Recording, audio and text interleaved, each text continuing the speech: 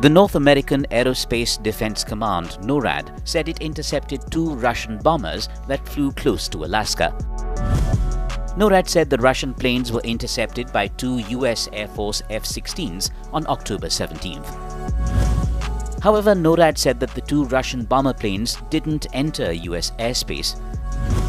NORAD, a joint US-Canada air defense agency, said the Russian activity was not seen as a threat.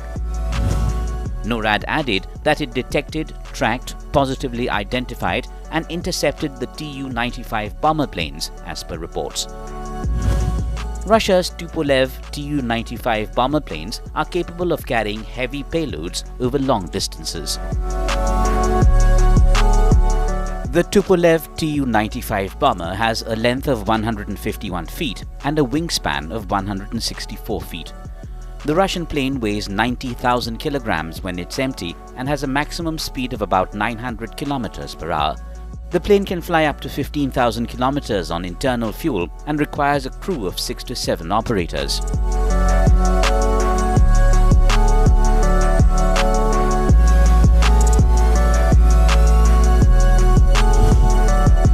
US officials said the 2 Russian bombers were operating within the Alaskan Air Defense Identification Zone, ADIZ.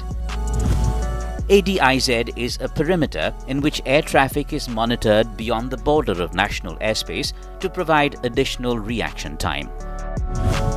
However, the US didn't say precisely how far the Russian bombers were from the American airspace. US Pentagon spokesperson Brigadier General Pat Ryder said the incident remained safe and professional. General Ryder added that such interactions over international waters near Alaska occur regularly.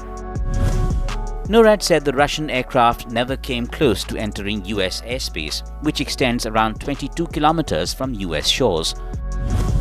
NORAD said it uses a combination of satellites, ground-based and airborne radars, and jets to monitor activities within the ADIZ. The command said it was prepared to employ a number of response options in defense of North America and Arctic sovereignty.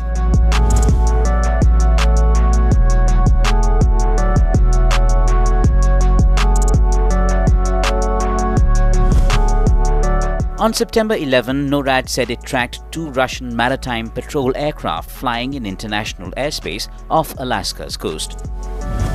The US had also reported 3 similar incidents in August this year. The US Coast Guard had also spotted Russian and Chinese ships off the coast of Alaska in September.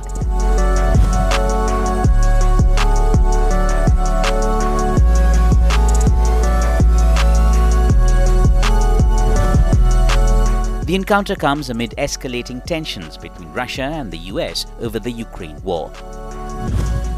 The US and its European allies have imposed increasingly severe economic sanctions on Moscow. Recently, Russian officials have made statements threatening to reclaim Alaska, which the US bought from Russia in 1867.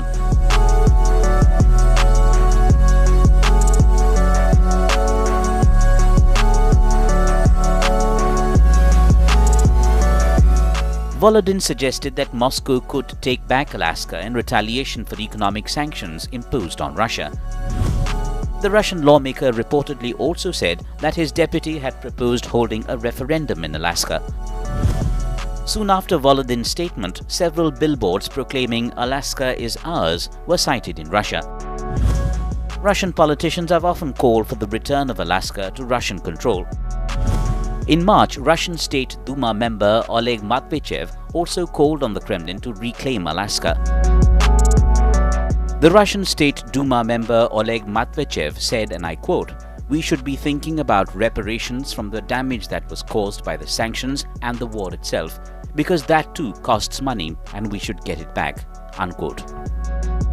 Matveyev said he wanted all Russian properties to be returned after US slapped sanctions on Moscow for invading Ukraine. Experts say that a conflict over Alaska's ownership could spark a dreaded military war between Russia and the US.